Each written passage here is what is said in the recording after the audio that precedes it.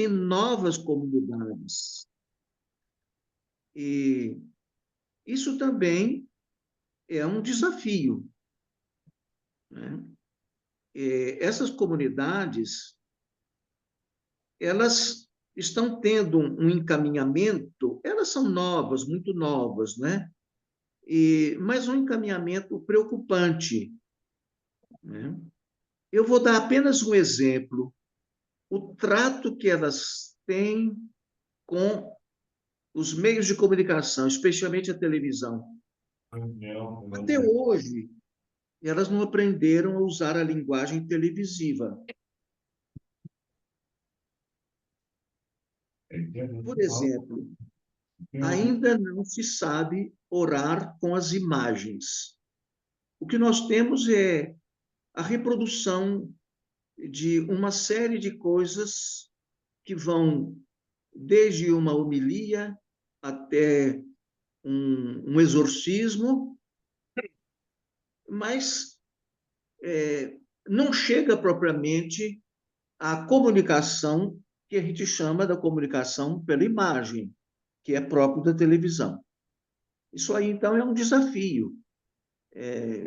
Todos vão ter que trabalhar para encontrar uma linguagem significativa, uma linguagem que tenha uma certa mordência.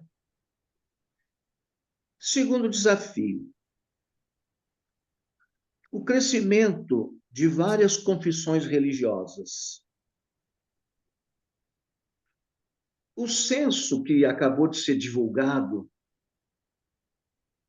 ele mostra realmente uma situação preocupante, não tanto do crescimento de evangélicos, não tanto quanto se esperava, e algum declínio dos católicos, não tanto quanto se esperava, mas o elemento preocupante nesse momento é o da indiferença religiosa. Isso me parece muito mais relevante do que pequenos acréscimos de um lado ou do outro, né? E, além disso, estes crescimentos que, em si, deveriam ser coisas muito apreciáveis, estão alicerçados sobre um certo tipo de propaganda que dura, às vezes, 24 horas. A gente fica pensando, por exemplo, se não seria melhor 1 ou 2 horas de uma programação bem feita do que 24 horas de espécie de foguetório, né? Já que estamos em tempos de festas juninas, é uma atividade assim muito espalhafatosa. Eu não sei se isso leva a alguma coisa de muito relevante e de muito significativo.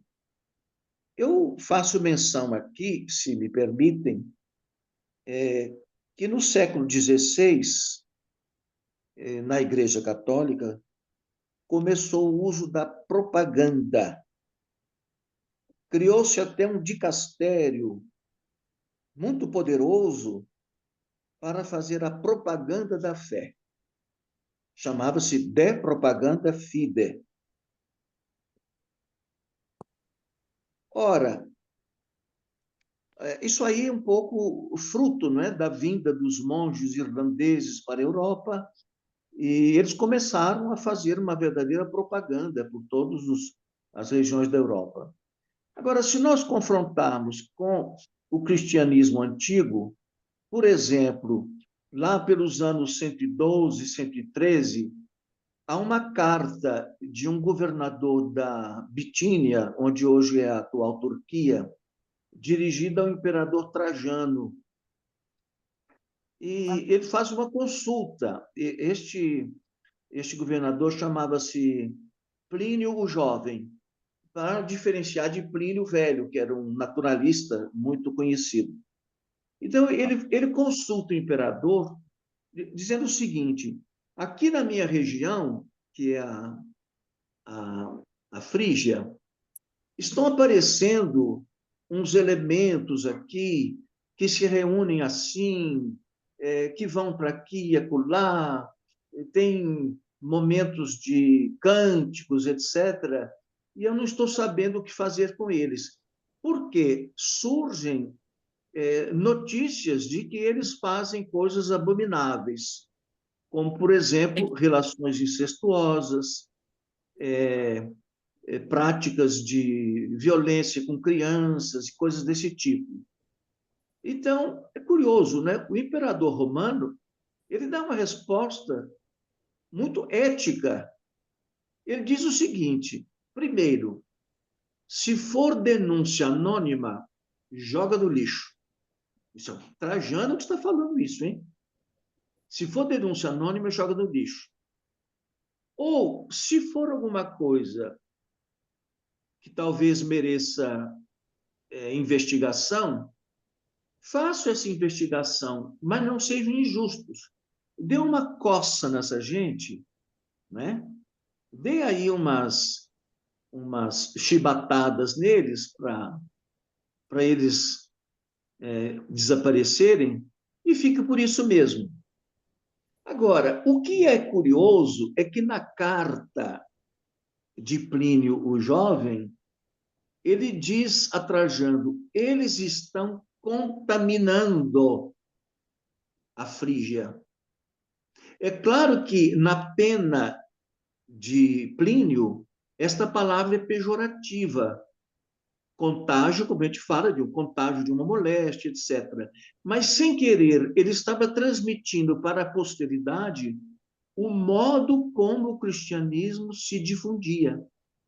Não era na base de propaganda, mas era na base do contágio, do testemunho, da irradiação de uma vida baseada na verdade, na justiça, na caridade e assim por diante. Então, a gente fica pensando, hoje talvez seja um desafio. O crescimento do cristianismo deveria ser mais por contágio do que propriamente por técnicas de persuasão através dessa infinidade de televisões cristãs que nós temos por toda parte. Bom, terceiro aspecto. A igreja, ela não pode caminhar unida a estruturas de poder, ou só unida a estruturas de poder. Toda a sua,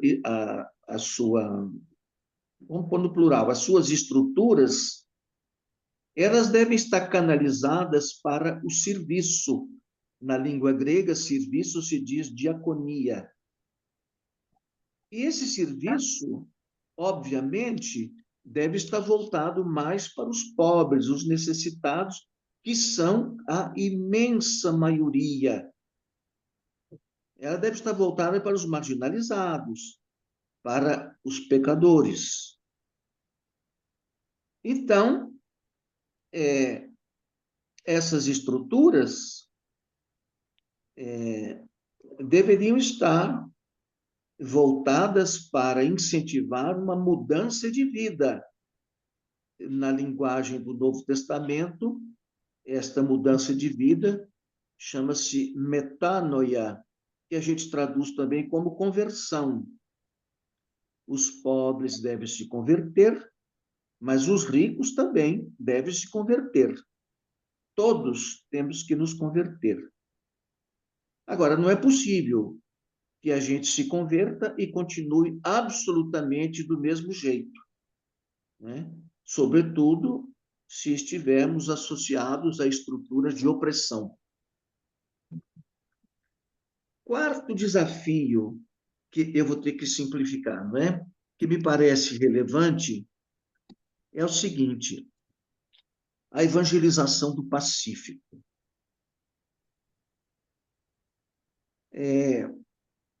Quer dizer, aquelas nações, aquelas ilhas voltadas para o Pacífico, né? Desde a China até a Austrália, etc. Nas Américas e na África, existem progressos, tanto do cristianismo,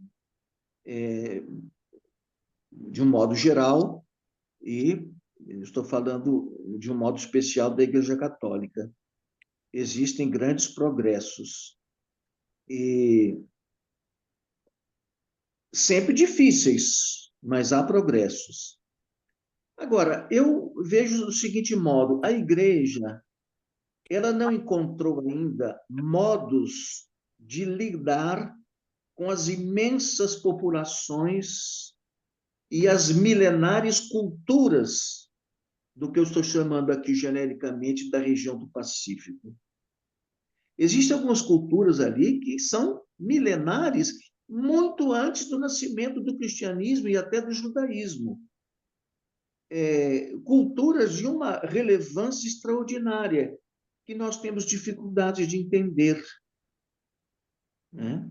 Tanto assim que até se pensou, quem sabe, um papa dessa região, ou pelo menos que tenha uma sensibilidade para esse mundo imenso com o qual nós não sabemos dialogar, mesmo porque não os entendemos, né?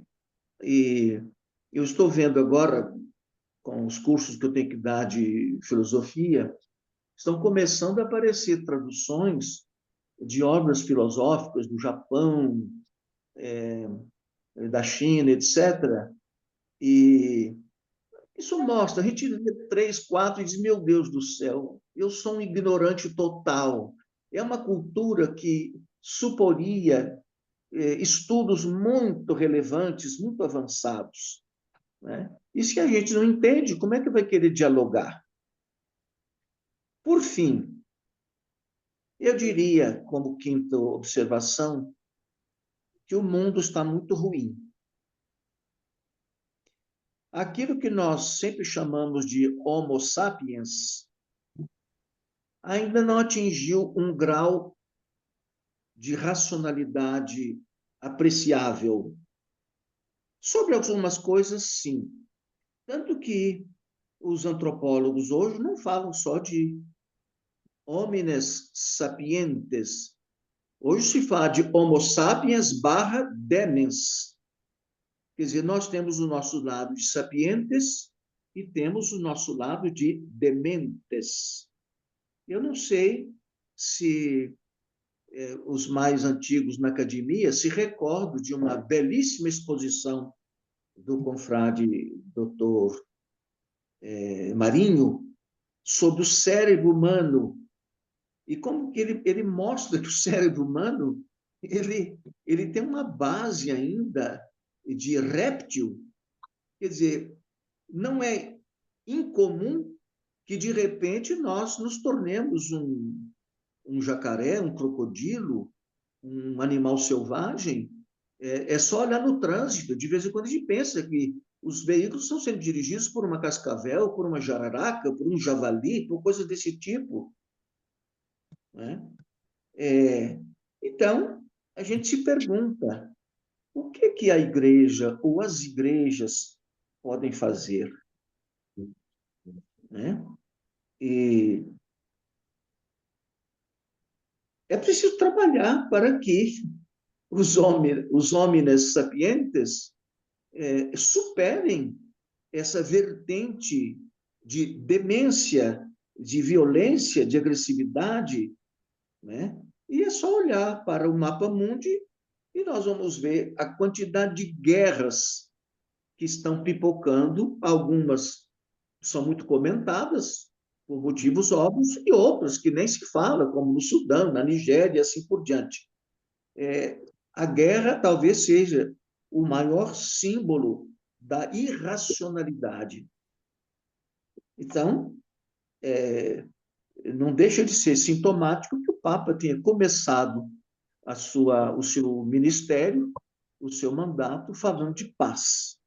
E, mas todos eles, eu me lembro do tempo de Paulo VI, né? A Guerra do Vietnã, ele mandou emissários lá, o cardeal Pinhedoli. Eu me lembro do o conflito que havia entre Chile e Argentina no Estreito de Beagle. Aquilo ali era um estopim para uma guerra entre os dois países. Quer dizer, a mediação ali foi feita pelo Papa João Paulo II há praticamente 30 anos, e nunca mais se voltou a falar de guerra no Estreito de Beagle. Então, são muitos os exemplos que podíamos dar, né? É claro que a igreja não é a única que tem que trabalhar pela paz. Eu espero que outras forças morais relevantes, como é o caso do Dalai Lama, né, dessas grandes religiões é, orientais, como é o caso do Conselho Mundial das Igrejas e outras que poderíamos também elencar, sejam capazes de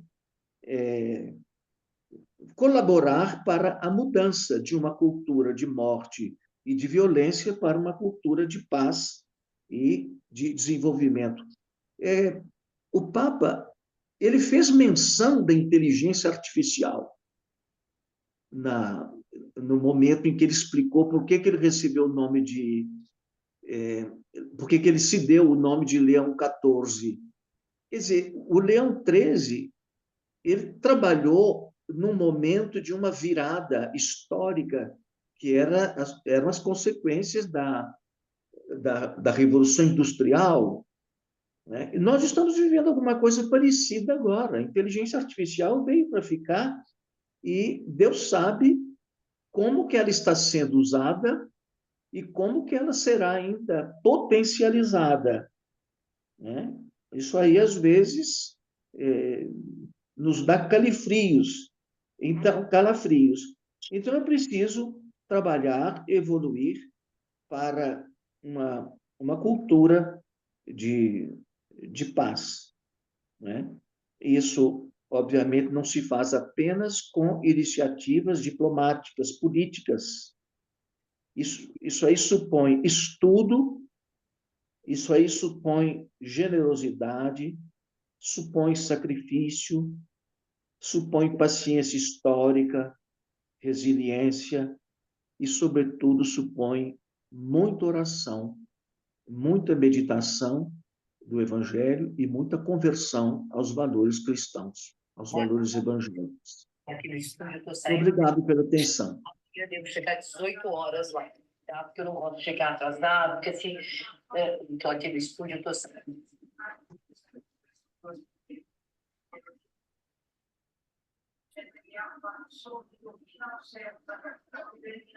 Alô, estamos ouvindo? Meus cumprimentos. Meus cumprimentos pelo trabalho apresentado, companheiros da manhã, com muita coerência, com muita precisão, num momento como este.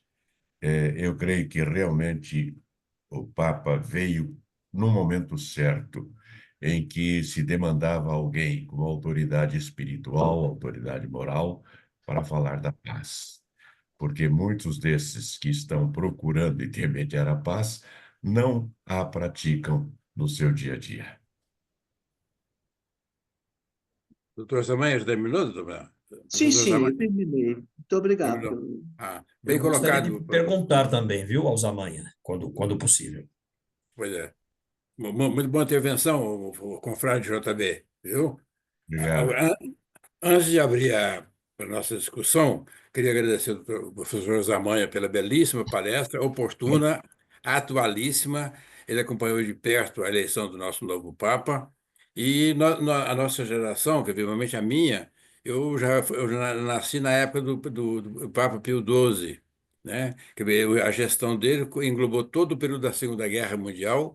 Eu tenho conhecimento da grande intervenção, grande trabalho que ele teve naquele período para encontrar uma solução para a paz naquele conflito mundial que teve naquele período, né? E o professor Zamanha nos trouxe para a reflexão, que foi realmente o título da sua palestra, que é Novos Tempos e Novos Desafios para o Novo Papa, né? Bem, ele abordou exatamente dentro desse espírito, apontou 5 tópicos muito importantes, que são os desafios principais para o atual Papa, e que pouco tempo que ele teve já tem de trabalho da sua administração, já mostrou que ele tem realmente uma posição bem, que vai ser muito importante para a humanidade. Assim nós esperamos, né? Quer ver que a própria eleição dele foi uma eleição bastante rápida. O Conselho decidiu rapidamente a sua eleição e ele tem se mostrado realmente preparado para esses desafios que o professor Zamanha nos apresentou. Vamos que eu fiquei muito feliz com a sua apresentação, Zamanha. Agradeço o seu empenho, o seu preparo e deixo a palavra aqui aberta para os confrades e confreiras, seguindo o mesmo raciocínio que o professor JB nos apresentou. Quem deseja falar? Com licença, posso perguntar? Pode, Geraldo, pode, Geraldo.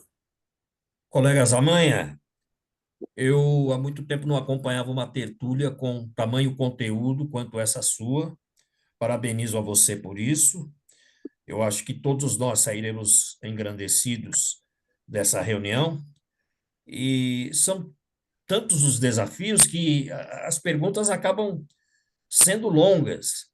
Por exemplo, nós estamos tendo um conflito que envolve religião, o caso de Israel e o Irã, porque é uma corrente muçulmana muito radical, esta do Irã, comandada pelos ayatolás, e, do outro lado, Israel, que em outras épocas foi a terra prometida, e tudo mais. Não vou aqui entrar na questão do judaísmo, mas todos sabem, e o cristianismo veio de lá também. Esse é um desafio. E um outro, a questão da comunicação, que você citou, da própria igreja em relação à televisão, à mídia de um modo geral. A mídia não consegue transmitir aquilo que a igreja tenta dizer e vice-versa.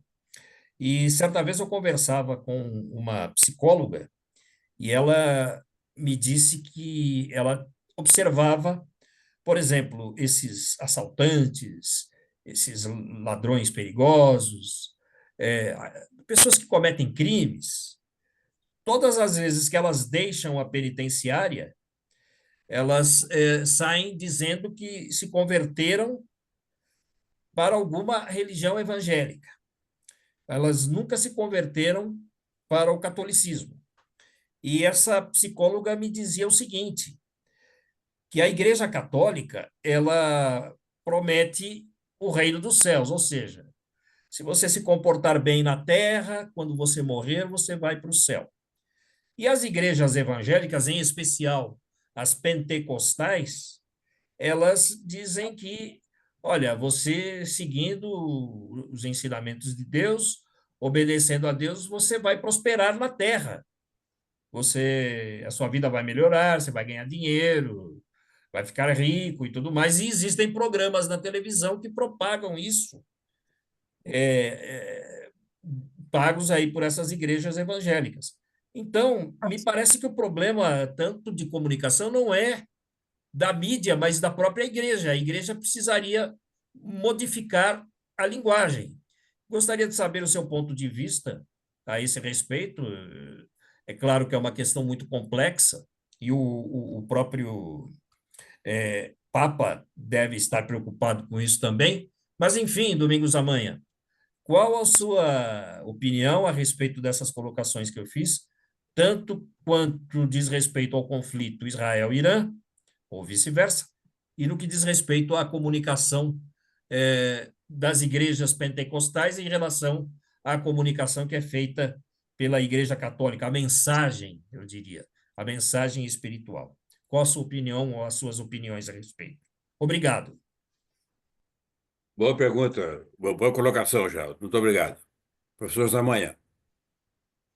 Bom, não acredito que seja apenas um problema de comunicação adequada.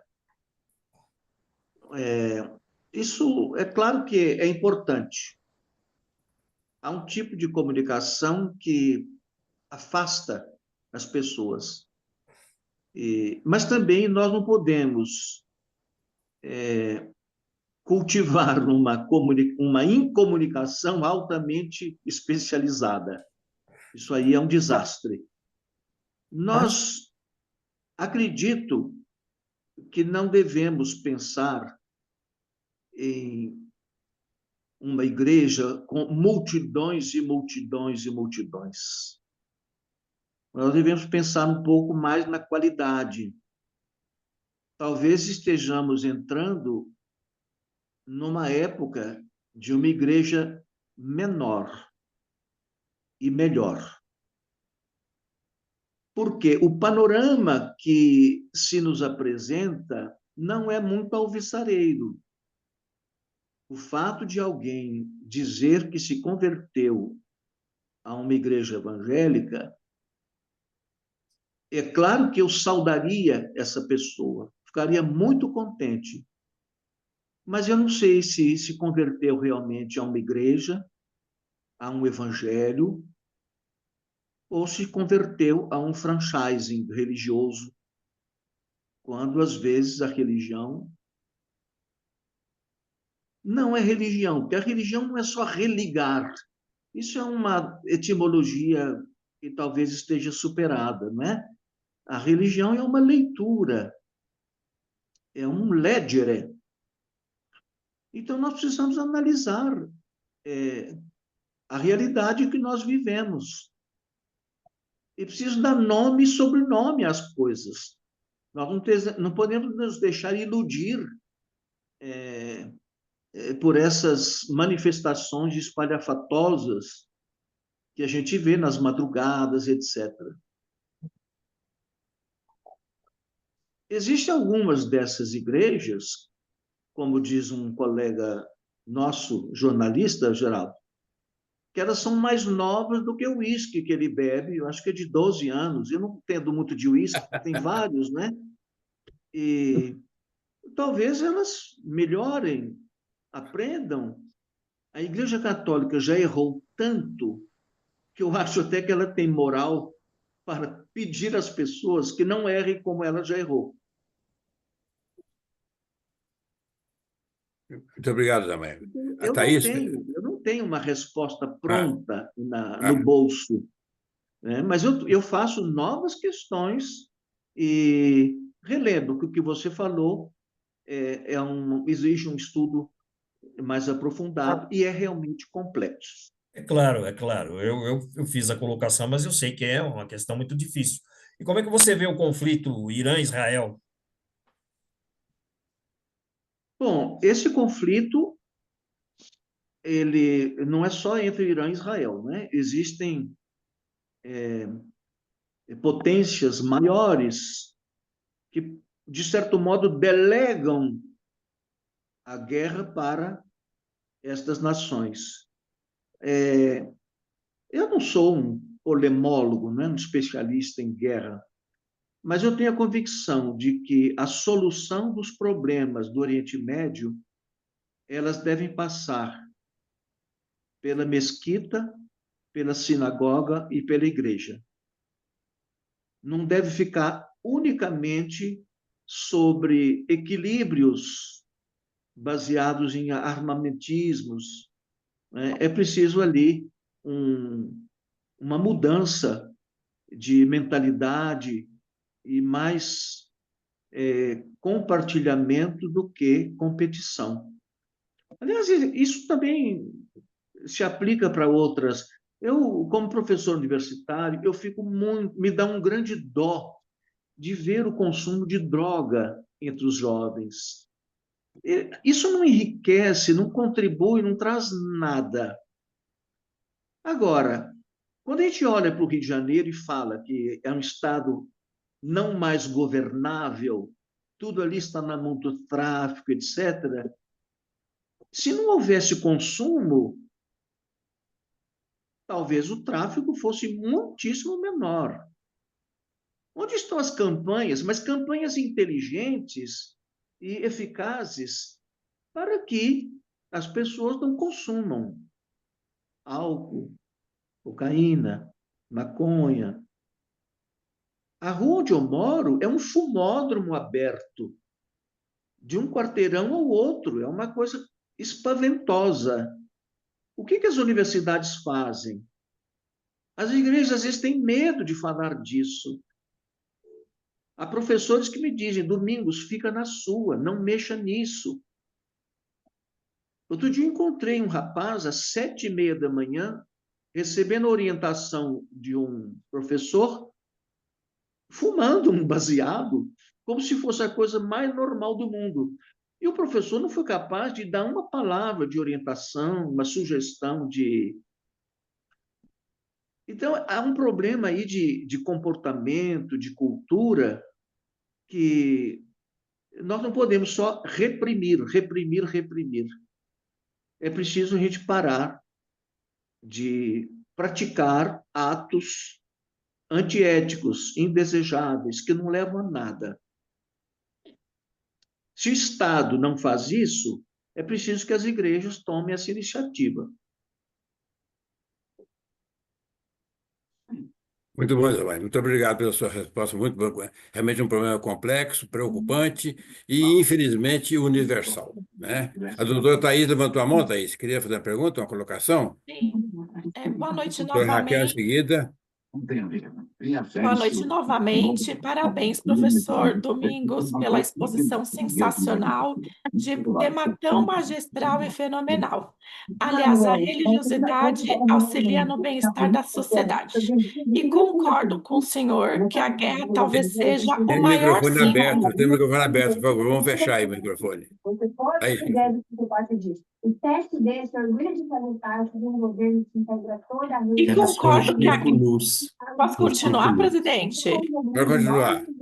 Vamos continuar, tá? E concordo que a guerra talvez seja o maior símbolo de racionalidade da demencialidade.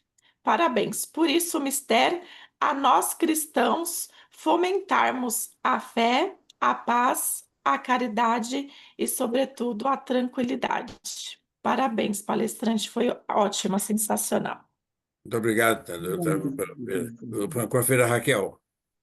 Boa noite a todos, boa noite, professor Zamanha. Foi excelente a sua palestra e eu volto ao tema colocado pelo Geraldo sobre a situação no Oriente Médio, o que nós estamos vivendo, os conflitos, novamente antissemitismo e Israel agora com o Irã, Hamas, enfim, toda essa situação que nós estamos vendo.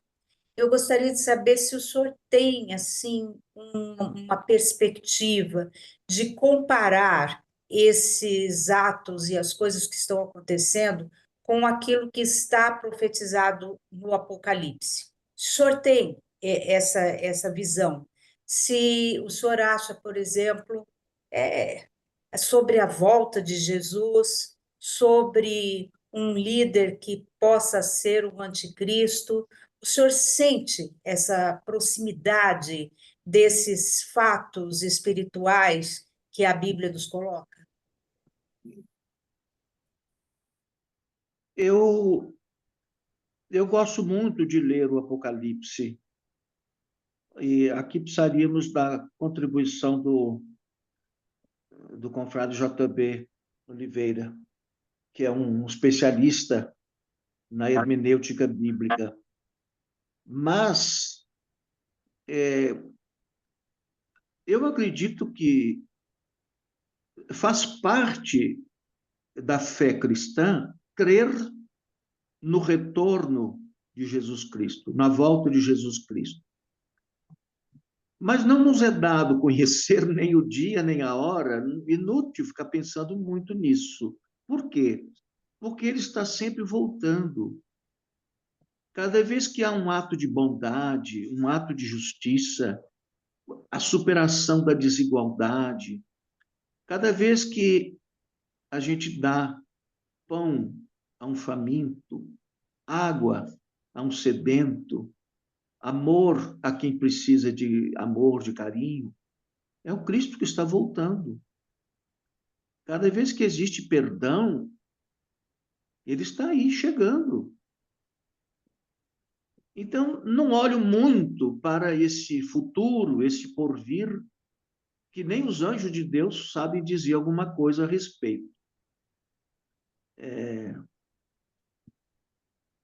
Eu acho que o Apocalipse ele faz uma análise muito percussiente da situação dos cristãos perseguidos no Império Romano. Mas ele não se detém à arqueologia e à história do primeiro século. Por quê? Porque as estruturas de poder, elas se replicam. O Império Romano não acabou. Sim, Ele está aí. continua. Tem e Sinais, eu pergunto dos várias sinais. ressurreições deles, né?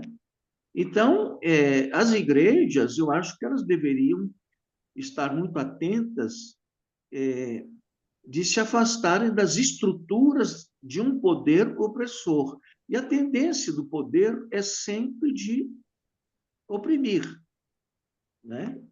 Se o poder é pequeno, oprime menos. Mas se o poder é grande, avassalador, oprime terrivelmente.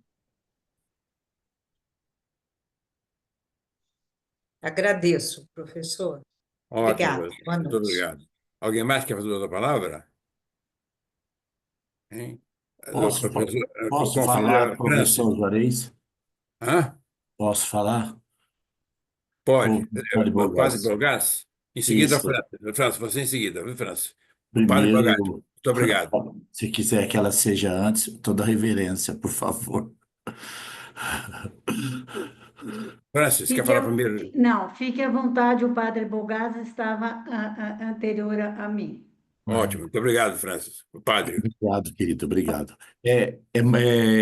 Primeira coisa, eu sou devoto do Domingos, então não vou fazer elogio, porque vai parecer, vou passar da latria para a hiperdulia e não é muito cristão. Obrigado, professor Zamanha, viu? Muito obrigado pela parceria de sempre. Eu queria dizer algumas coisinhas assim. Primeiro, sobre a questão do antissemitismo. Eu vou todos os anos na sinagoga com os alunos. E uma vez um aluno perguntou: o que que provoca o antissemitismo? E o rabino que estava falou: o semitismo. A, a geração de um fanatismo ao redor de uma etnia faz com que gere oposições. E aí se torna um mecanismo de defesa escandaloso, movido por filmes, literaturas, movido para justificar, por exemplo, né? Eu sempre lembro que no nazismo, um alemão, um soldado alemão morto, eram mortos 40 judeus, entendeu? E aí eu achava que o bom, pelo menos, seria olho por olho, dente por dente. Hoje o que nós vemos é um dente por uma dentadura inteira, né? Isso está deixando a gente desesperados, porque o mundo inteiro sofre, as crianças sofrem e se justificam e o mundo faz silêncio. Mas eu queria voltar para o texto antes do Papa mesmo, né? Adorei a citação que o professor fez de Trajano, né? Porque eu acabei de escrever um livro que eu andei até mandando por aí, sobre o Inácio de Antioquia, que foi morto sob Trajano do ano de 107. E quem faz a provocação, professor Zamanha, é exatamente Plínio. Diz a história que Trajano não queria tanto perseguir os cristãos, ele fala até para ser tolerante, mas o Plínio faz essa carta pedindo, né? Ficou isso marcado na história. Mas quanto ao Papa, meu Deus do céu, o Espírito Santo está sempre nos surpreendendo, né? É, trazendo o Privoste para nós, porque ele tem experiência pastoral. Nós tivemos um Papa de academia maravilhoso, Reverência, Bento XVI. Tivemos um Papa de pastoral de periferia, Francisco. E hoje nós temos um Papa com uma visão de povo, de gente, de paz, né? Que viveu todas as agruras no seu exercício episcopal e cardinalício no Peru e depois em Roma. Ele é uma cria, né, do Papa Francisco, que em 10 anos o fez bispo e o fez cardeal e o trouxe para a Sagrada Congregação. Tanto as pessoas da Sagrada Congregação não esperavam, já apostavam que seria ele. E conversando com a Magnata, num outro grupo de estudos que nós temos sobre o pontificado, é um grupo Eclésia Sempre Reformanda, ela falava que as grandes preocupações do papado, do pontificado, são essa que o professor Zamanha, os desafios, né? Mas que o Zamanha trouxe, né? O crescimento do pentecostalismo na América Latina, o crescimento do conservadorismo nos Estados Unidos, do desprezo pela religião na Europa e do islamismo. Hoje eu tive uma palestra na Mesquita e ele falava mesmo, né, que é o que mais cresce, a região que mais cresce no mundo e cresce assustadoramente. Né? Então aí fica essas questões, né, para a gente pensar, porque juro, a minha preocupação não é que os católicos deixem de ser católicos. Nós estamos lutando. Hoje eu tive uma aula para a gente perguntar o que fazer. A minha preocupação, professor Samanha, se eu pudesse dizer uma palavra, é para onde eles estão indo. Não é que estão escapando do aprisco, é que estão indo para o brejo. E a igreja não pode fazer qualquer coisa, só para manter um número. Ela tem que manter a sua identidade, porque esses movimentos, olhe na história, todos passarão. Os movimentos espiritualistas do século XII, XIII, Valdejos, Albidenses, Cátaros, todos eles passaram. Então nós temos que ter a segurança de que nós estamos construindo o futuro e não, como o senhor disse, uma expressão, né, vivendo um presente fugaz. Muito obrigado, padre. Muito obrigado. Professor Zamanha. Bom, eu não tenho absolutamente nada a acrescentar, pelo contrário, eu agradeço que Padre Bogás, com a longa experiência dele de estudioso, de professor, e também a experiência pastoral, sobretudo na congregação dele, que é muito voltada para os pequenos, os pobres, ele completou muito bem o que eu iniciei, né, neste momento de reflexão. Muito obrigado. Depois, quando houver Francis. Hã? Sim. quando houver Oi. oportunidade, presidente, eu gostaria de falar, porque eu fui citado. Pois não, tem a palavra. Não, parece-me que a Francis pediu a palavra, né? Francis, fala agora, Francis, depois o Sim. JB fala. Bom, isso. Isso. Primeiramente, boa noite a todos. Boa Eu noite. entrei tardiamente devido a um problema na internet, mas vi o final das palavras da Thais, muito bem colocadas, e é o nosso professor confrade Domingos Zamanha, que eu diria um padre.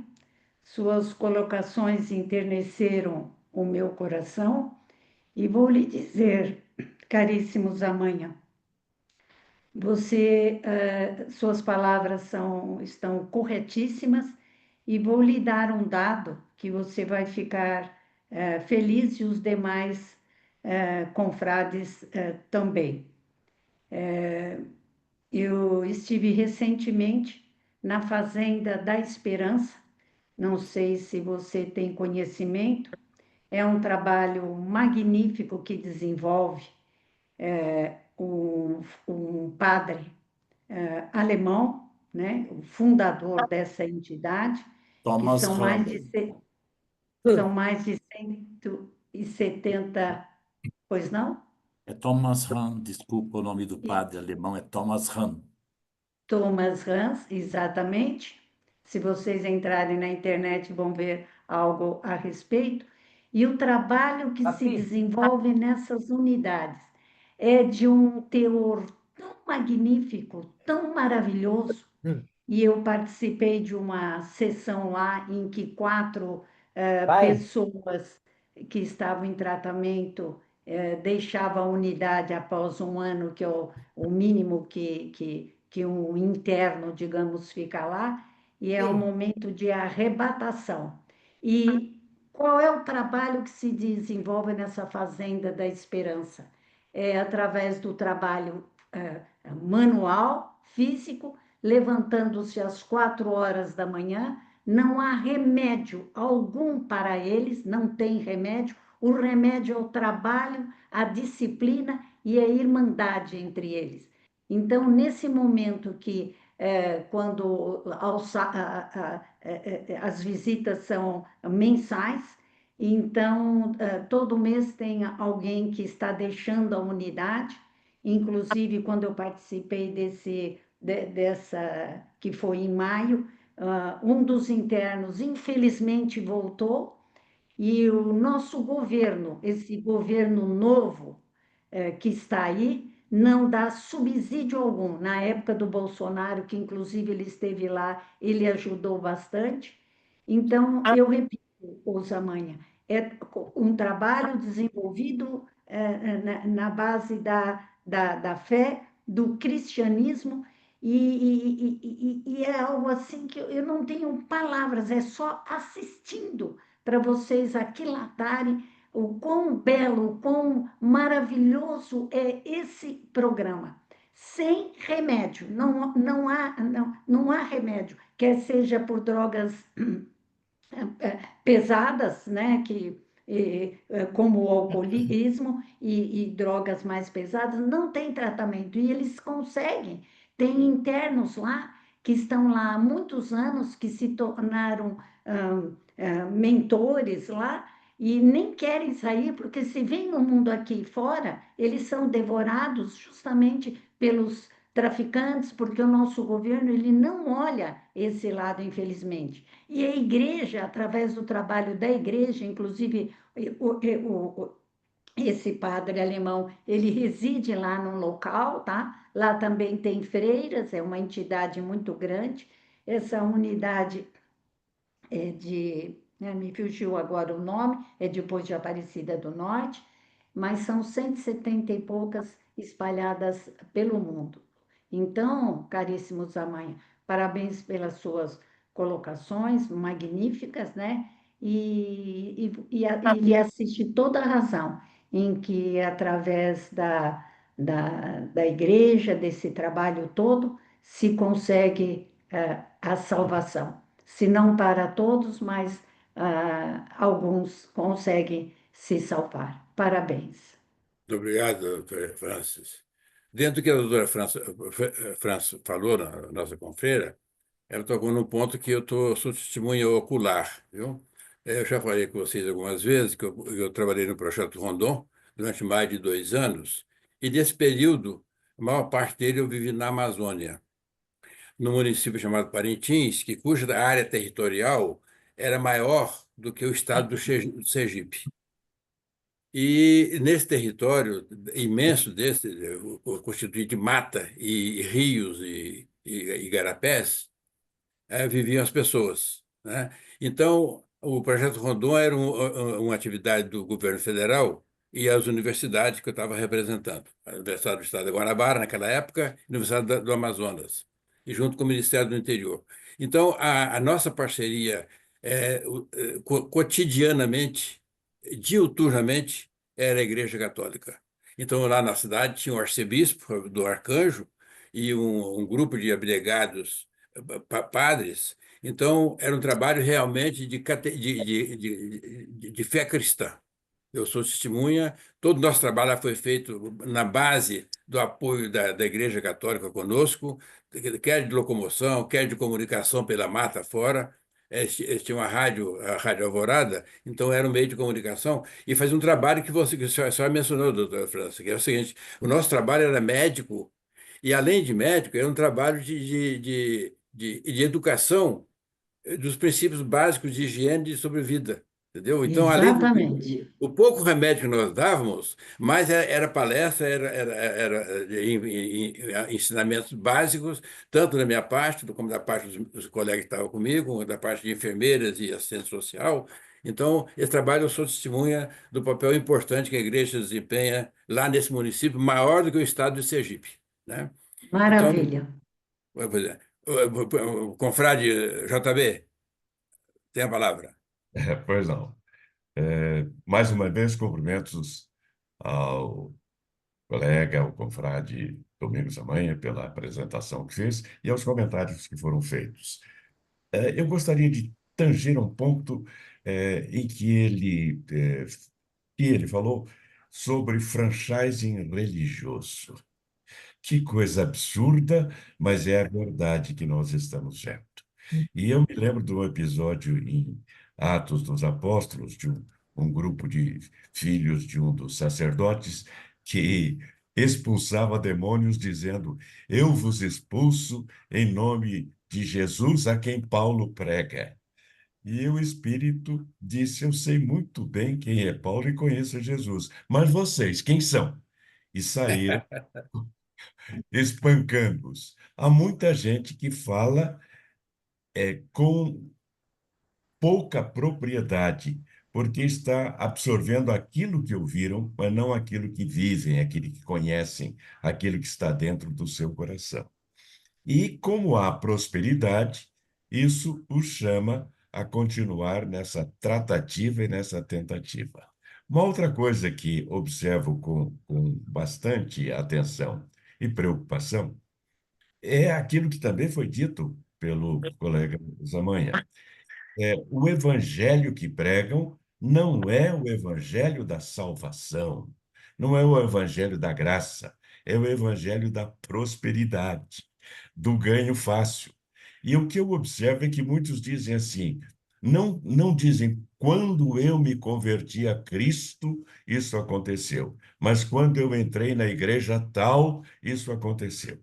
Ou seja, o seu Cristo, o seu Deus, a sua salvação passa a ser a igreja A ou B ou C. Jesus está fora dessa relação. Isso é realização. Esquecem-se de que Deus disse: não podeis servir a dois senhores. Não podeis servir a Deus e a Mamon, que era o ídolo do ouro, o ídolo da riqueza. Não podeis servir a dois senhores. Por fim, com relação aos fatos que nós estamos vendo e que estão previstos na Bíblia. Eu gostaria até de sugerir que depois procurasse lá no Evangelho de Mateus, capítulo 24, que é onde temos o sermão profético de Cristo e as profecias. No capítulo 24, a partir do versículo 6, ele espelha naquela época, 2000 anos atrás, o que estamos vendo ao nosso redor hoje. E ouvireis de guerras e de rumores de guerras, olhai, não vos assusteis, porque é mister que isso tudo aconteça, mas ainda não é o fim. Porquanto se levantará nação contra nação, o reino contra reino, e haverá fomes e pestes e terremotos em vários lugares. Mas todas estas coisas são o princípio das dores. Nós estamos vivendo exatamente isto. Onde nunca houve terremoto, hoje há. Onde não havia tantas eclosões da natureza, hoje há. As guerras que estão nesse instante ocorrendo em toda a parte do mundo mostram que esse tempo está previsto. Quanto ao Apocalipse, é um livro de difícil interpretação. Temos que saber que ali há muitas figuras que a nós, cristãos do século XX, são estranhas. Diziam alguma coisa ao povo hebreu, ao povo daquela época, que conheciam aquele arcabouço de informações. Nós não conhecemos. Mas uma coisa é certa: vivemos época apocalíptica. E nessa situação, devemos fazer aquilo que Jesus disse: prepararmos-nos, elevarmos o nosso espírito, buscarmos as coisas de cima, como diz São Paulo, e não de baixo, atermos-nos às coisas que não são visíveis, porque as que são visíveis são passageiras, são supérfluas, e as invisíveis são eternas. E entre elas está a espiritualidade, está a alma, está o espírito, está a paz. Obrigado. Muito obrigado, JB. Maravilha. Belíssima colocação. Alguém mais quer fazer outra palavra? Bom, antes de encerrar, queria dar duas posições, uma de curiosidade e outra de conhecimento. A de curiosidade é que o nosso confrade Zamanha repetiu aqui hoje um dos tópicos da palavra do nosso Papa, Leão XIV, fazendo a escolha do nome dele. Se batizou como Leão XIV, espelhado na Revolução Industrial do Papa Leão XIII, que foi no final do século XIX, de 1878 até 1903. Então, é um período muito curto e que ele abordou o avanço, a revolução industrial daquela época, ele relacionou com agora a inteligência artificial.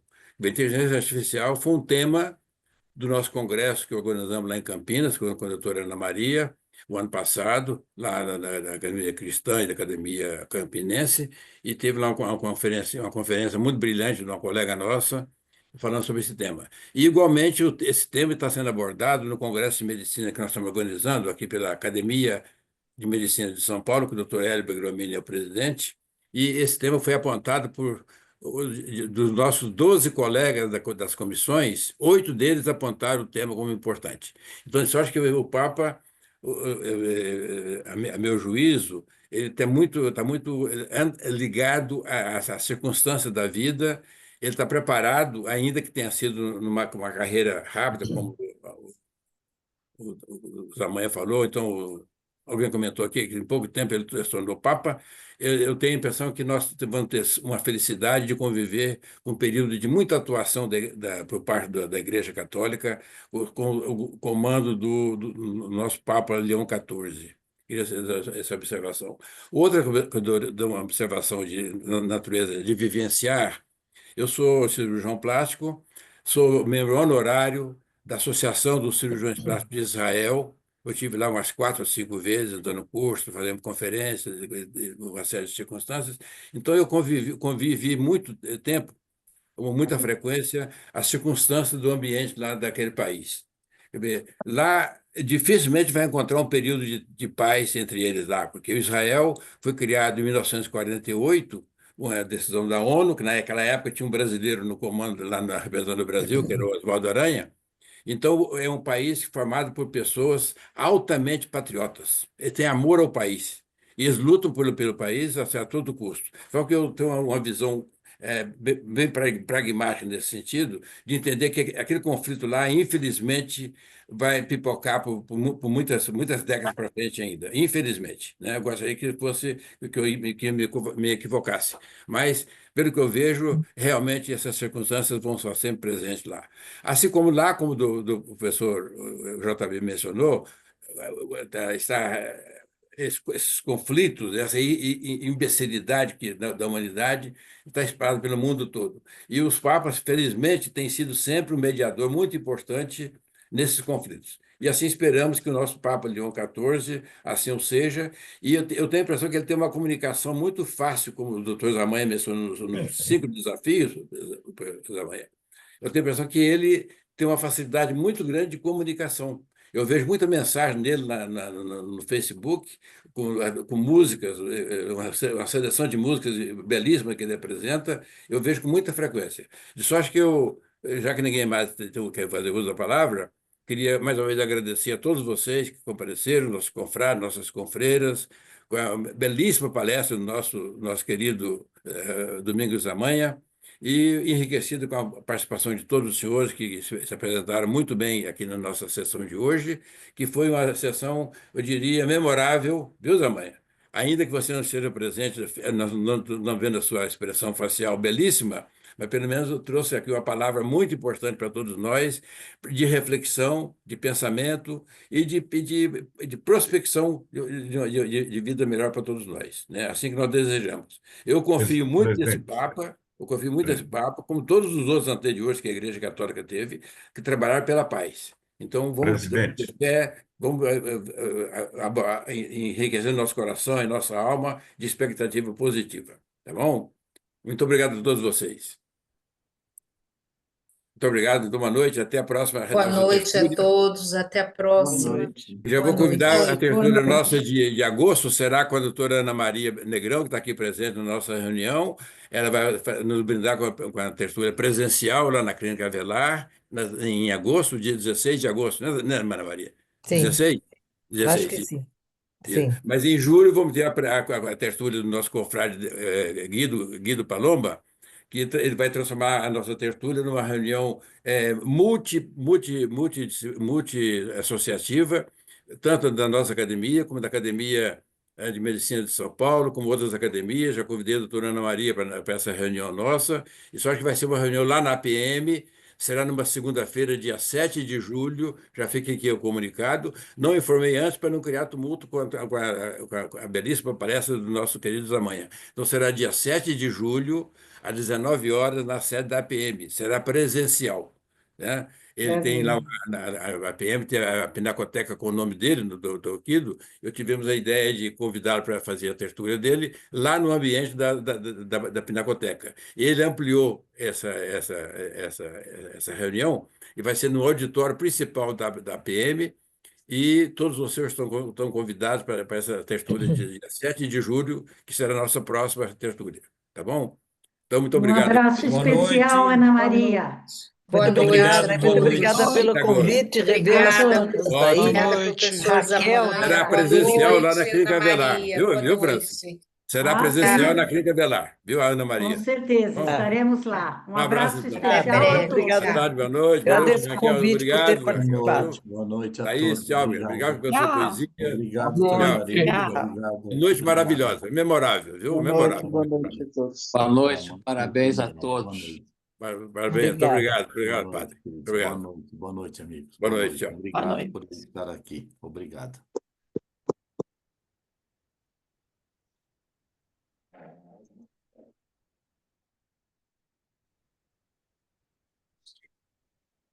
Isso.